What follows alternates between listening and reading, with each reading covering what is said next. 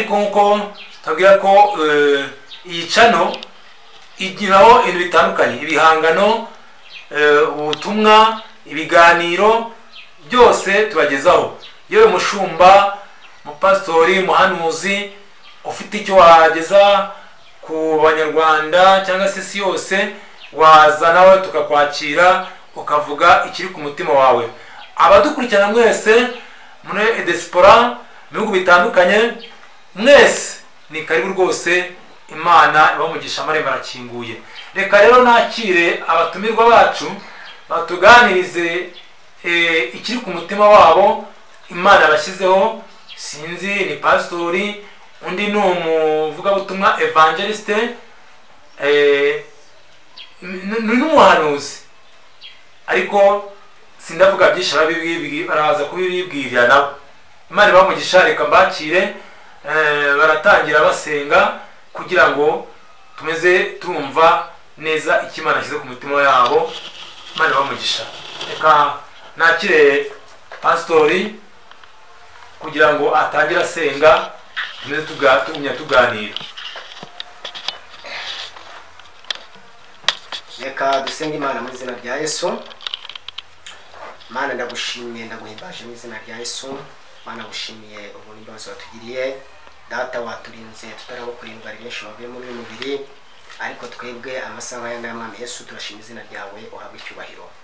Mana tugiye kuganira ku ijambo ryawe, tugiye kuganira Mwami Imana yacu kubw'uyu murimo, kugira ngo Data abari hirya no hino babashe Data gusobanukirwa iki ijambo ryawe tubwira.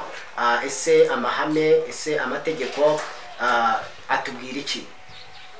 Mana ndakunze kugira ngo duhe gusobanukirwa, ndetse duhe kugira ngo twungurane ibitekerezo, Mana kugira ngo abazumva ikiganiro bose bazabashe gufashwa n'ijambo ryawe, kandi bazabashe gusobanukirwa ijambo ryawe icyo ritubwira. Urakoze Mwami Imana yacu, twiyamaje twizeye mu izina rya Yesu, amen. Amazina yanjye nitwa Pasiteri Bahati Jean Baptista, ndi kumwe n'umuvandimwe wanjye. Reka tumuhe umwanya atwibwire. Murakoze cyane, kamanze ngusuhuze, muheruka kera. Ndashimye cyane. Izere ko mumeze neza. Meze neza, turashima Imana. Murakumye. Turakumye. Ndagushuje nawe birashira. Yego twabikirije. Wabaye munini cyane, umuterankunga wawe numvishe ari mu kazi bose, Claude. Ari mu kazi kandi akora byose neza cyane kwa byo kazi. Ubwo duheruka nayo wanguriye amata ndabyibuka. Afite amata abereye abashumba n'abakozi b'Imana. Amen. Rwose afite amata abereye abashumba n'abakozi b'Imana cyane rwose. Ni byiza cyane rero, Imana kiri mu kazi. Ubushize duherukana wari kuvuga ko ufite abaterankunga, none wa mbere ndamubonye. Wamubonye umuterankunga wanjye Claude. Umuterankunga cyane mwiza. Ndamubonye rwose Claude. Abantu bajye baganayo, bafate ku cyayi, bafate ku mata n'ibishyimbo biriyo, udushyimbo dukaranze, icyo kunywa kiba gihari. Narahageze nsanga hari utuntu mperuka i Kigali natwo duhari cyane, uducapati, agacapati, amagi, bimeze neza cyane. Rero bakunzi ba Birashira TV, ndabashuhuje mu izina rya Yesu. Nanjye rero ni Samuel bakunze kwita Minijuru TV. Ariko ntabwo ndabyumva neza. Ni Minijuru TV. Ubwo bisobanura iki? Minijuru TV ni channel yanjye ya Ministeri y'Ijuru TV. Iyi ministeri nayigize yiyerekwa hashize imyaka, nayigize 2020. Ngiraho iyerekwa ryayo, ariko yari ministeri igamije gukorera mu buryo bw'icyogajuru bw'ikirere.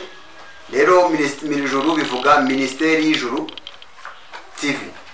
Noneho yahoze ari yo bita Minijuru. Nukuvuga ngo nabaye i Kigali igihe kinini nkora umurimo w'Imana, nkasenga nkakora. Abantu bavuga ati se wowe ukorera ikihe kigo? Navuga ko ndi umukozi wa Minijuru. Niwumva ahantu bakubwira ngo umukozi wa Minijuru uzamenye ko ari iki. Mbere yuko rero Minijuru TV za habanje kubaho Minijuru. habanza kubaho minijuru nyuma y'igihe abantu bakajya bibaza ati se minijuru ni ibiki bituma mpindura nyita Sam TV Rwanda. nayo igiye kukubaza ko duherukana mu mezi yashize ari Sam TV yari Urihe TV yari Urihe TV none yabaye minijuru gute yaje guhiruka no kuvuga ngo iyerekwa yari ministeri y'ijuru no kuvuga ngo nge namye iyerekwa ryari kuri no kuvuga ngo nyirangiza kwiga ibintu bya Bibiliya nakoze ivuga butumwa mu mujyi wa Kigali mara imyaka 2 muri uyu murimo narabuza akazi najya gushaka n'ikiyedi bakanyima akazi ahantu ngiye hose bakanyima akazi najya gusenga abantu bakankorera Bibiliya bakavuga ngo akira akazi ujye mu kazi noneho Bibiliya akaba ari mu kazi Bibiliya bakayinkorera mu masengesho ku misozi itandukanye wenda sinzi niba wowe ukibyibuka hari imisozi nabo ndacyumva neza bagukoreraga Bibiliya no kuvuga ngo umuhanuzi akavuga agafata Bibiliya atakira akazi n'igitabo cy'indirimbo akaba ambwe atakira akazi noneho nyuma nkagenda nkashakisha uburyo bwo gukora bw'akazi busanzwe nkabushaka nkaburanirwa noneho nyuma y'igihe nibwo Imana yaje kumishurira ko ndi umukozi wayo noneho bajya bambaza ngo ukora nkavuga ngo ndi umukozi wa minijuru rero minijuru kuvuga ngo ndi umukozi wa minijuru ngera igihe nkora umurimo w'Imana ndi umukozi wa minijuru ariko abantu bakambwira iyo ministeri ukorera itagaragara ni iyihe nababwira ngo ndi umukozi ukorera iki ijuru murakoze rero kuko muhamagaye muri domaine yanjye mumamagariye muri domaine yanjye ni ukuvuga ngo rero uko iyerekwa ryagiye ryaguka icyari minijuru byavuye mu bitekerezo biva no mu magambo noneho bitangira mfite iyo bita minijuru group nyuma ya minijuru group mbona ko ibyo ngibyo biciriritse biri hasi noneho haza kubaho iyerekwa rya minijuru TV ubwo n'abakunzi ba minijuru bajya bayibaho nibamenye inkomoko yayo bagiye kuyumvira kuri Birashira TV kuko ni umuyoboro nkunda cyane noneho muri rya yerekwa byabanje hehe mu bitekerezo biva mu bitekerezo bishyirwa mu kubivuga ariko nkabivuga mvuga ati ndi umukozi wa minijuru amakuru yose byose namenwaga nijoro akazi iki ivuga butumwa twakoraga bikemewe kuko icyo gihe byari byemewe kuvuga ubutumwa ubu kugeza isaha navaho kuvuga ubutumwa ntibyemewe ubu ni ikosa ntabwo byemewe nanjye hari ahantu nari ngiye kukubaza hari akantu numvishemo ngo Imana yakweretse yarakweretse ko iguha ubuhanuzi bigaragara ko Imana yakweretse ko ugomba kuba minijuru no kuvuga ngo byabanje mu munekerezo no kuvuga ngo abandi bakaminagiri minaroke minijiste nandi ma ministeri atandukanye noneho ngewe mu rwego nari ndiho uburyo nari nagutse mu isi y'umwuka nza kubona ko ibyanjye birenze isi y'ibiboneka n'ibigaragara nkajya mvuga ngo ndi umukozi wa minijuru kuko kuvuga ngo umukozi wa minijuru icyo gihe ntabwo yari ministeri iri ku isi na nubwo cyari igikorwa runaka gihari ahubwo muri jye niyumvagamo ko ndi umukozi wa minijuru mwumva ko ubuzima bwanjye imibereho yanjye yose bishingiye mu kuba mu Mana umurimo wanjye wose ushingiye mu gukorera Imana ivuga butumwa ndikora nk'akazi nkabikora nk'akazi nkaba nzi ko ijuru rifite uko rizabigenza nkagira ute nkabaho hari mw'icyo gihe ukava mu rusengero rumwe ukajya mu rundi icyo gihe twabaga tumeze nk'abaprofeseri urabona ukuntu umuprofeseri agenda mu ishuri agatanga isomo akajya muri agatanga isomo akazenguruka ubwo natwe twabagaho izi nsengero wumva bari guhagarika bari gukuraho twabagaho turi abakozi duhamagagwa kujya kugira ute gutanga ibyigisho cyangwa amasomo noneho tukajya tukabwiriza kwa kundi ubwiriza urabizi ko hari uburyo mu matorero bajyaga bagena agatike k'umuntu agiye kugira ute gukora umurimo w'Imana bakakugenera ku gatike ni gatoya kuko icya mbere Imana ihamagara abakozi ngira ngo mwibuke Imana ihamagara abasirikare igihe Yohana yarimo akora umurimo w'Imana mu butayu arimo arabwiriza abantu bamusanga baje kugira ute kubatizwa abasirikare baraje bamaze kuza babanditswe nk'abasirikare dukora iki arangije arababwira ngo ntihakagira umuntu murenganya. Cyo ni kimwe. Icya kabiri kandi ibihembo byanyu bibanyure. Iyo ufashe igisirikare cy'isi ugihuza natwe kuko natwe turi abasirikare. Icya mbere umukozi w'Imana wetse ko aricyo cyabuze bigatuma wenda hari ukuntu bininjirwamo byakinjirwamo hakabaho gufata imyanzuro, ariko ubundi umukozi w'Imana yanyurwaga na duke. Yambaraga ipantaro imwe ikamunyura akagenda agakora umurimo atabangamiye abantu ndetse nawe ubwe atibangamiye. Akagenda yabona ibyo kurya bikeya akabishimira iki? Imana. Yabona umwambaro akawushimira iki? Imana. Kuko ibihembo bye bigira ute? Bimunyure. Ibihembo nandi twabitegaga kwabaga ari ukubikomora hehe? Kwijuru. Mu magambo make nge Samuel ndi muri babandi b'abanyamuhamagaro batagira imipaka.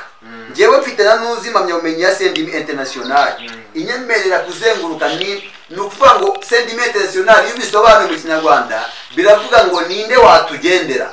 Navuga ngo nije barije ugira ute utuma. Dusomere Yesaya 6:8. Hadusomere tugiye kuganira. Mwabyumvishe bakunzi ba Birashira TV.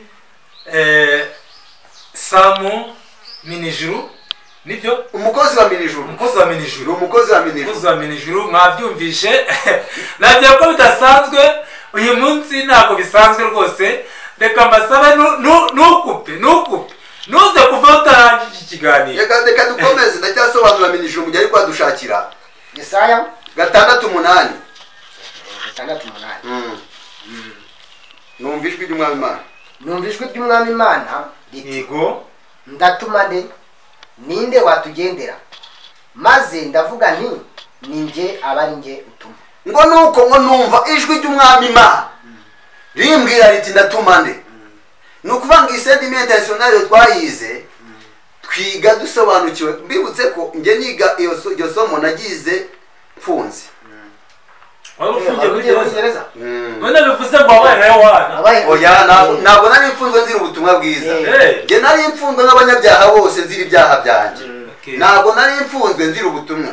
Ntabwo rero wafata ibyanjye ngo bihuze n'ibya Yohana.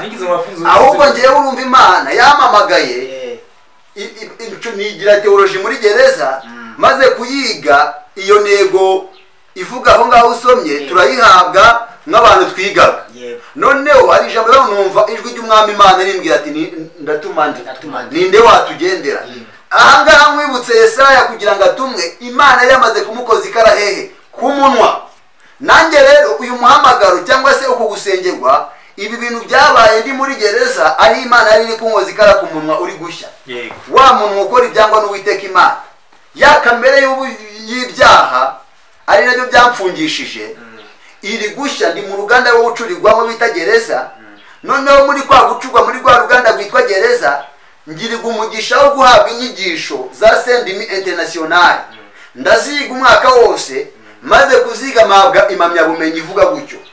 Noneho bijyanye n'umuhamagaro ngiye nkurikirana wa muhamagaro za gusoma Bibiliya nsanga nubwo baduhaye ziriya nyigisho ntabwo babikoze nk'abantu. Imana yari ifitemo umugambi kuko hari inshuro nyinshi nagiye mwepa iki umuhamagaro. Noneho maze kugera muri gereza no hahandi Imana inkandira muri gereza incuriramo. Imaze kuncuriramo niga izo nyigisho maze kuziga nzirangije mpabwa impamyabumenyi ndayifite mu rugo.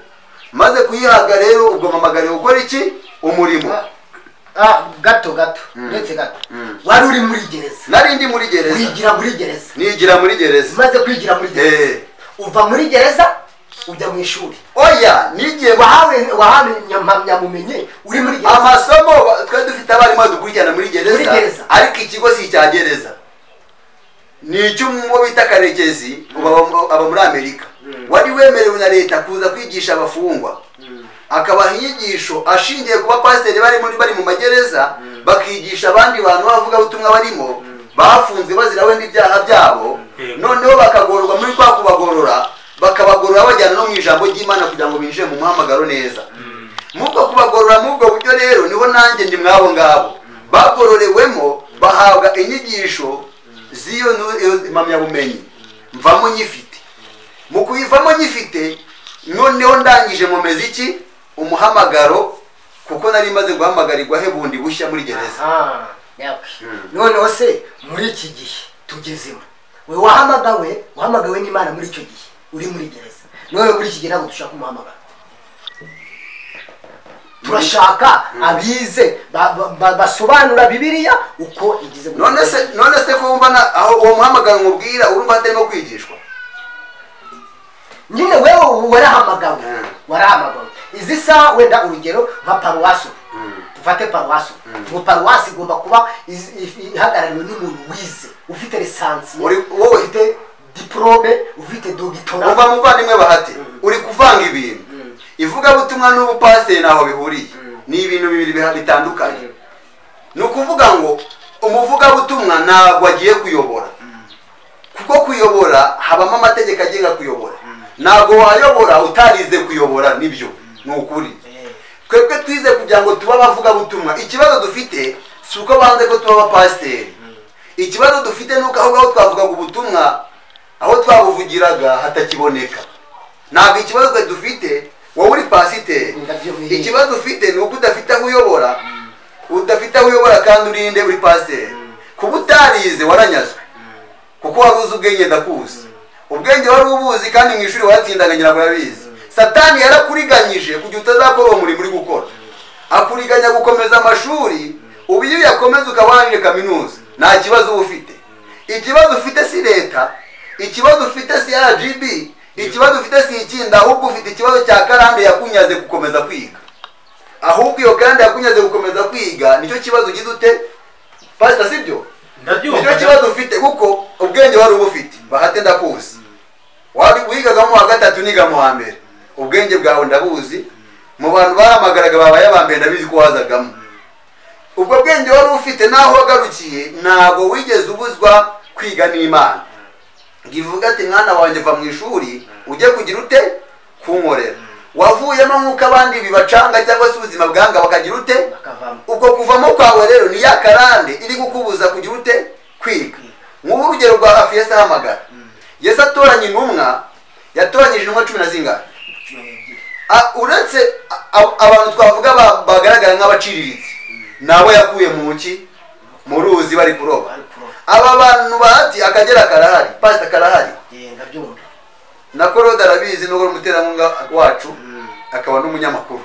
Arabizi ko Akagera hari akarahari. Abarobyi harimo amoko abiri. Hari abarobyi mu cyiciro gikenye barobesha gati.